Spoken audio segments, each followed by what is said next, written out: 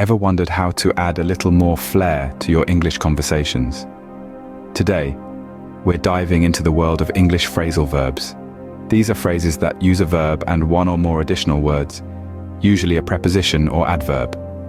They have a distinct meaning, different from what you'd guess if you took the words separately. Let's get started. First up, we have look forward to. This means to eagerly anticipate something. For instance, you could say, I'm looking forward to my vacation next month. Next, we have come across. This means to find or encounter something unexpectedly. Here's an example. While cleaning the attic, I came across some old photographs. Moving on, there's run out of.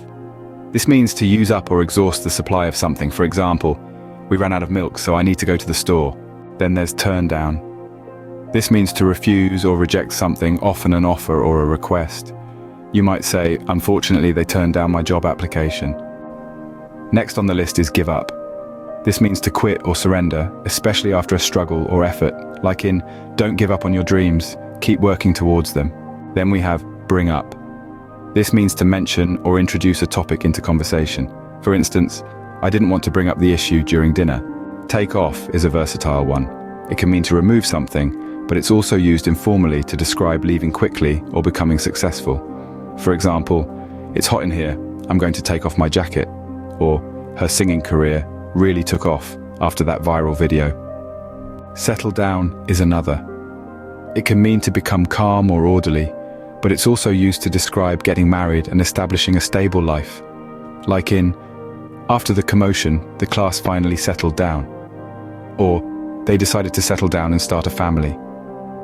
Next, we have look up to. This means to admire or respect someone. For example, I've always looked up to my older brother for his achievements. Lastly, there's get along with. This means to have a good relationship with someone, like in, luckily I get along with all my co-workers. So there you have it, 10 phrasal verbs to help enrich your English conversations. Remember, these are commonly used in both casual and formal English settings, adding nuance and depth to your communication. Happy chatting!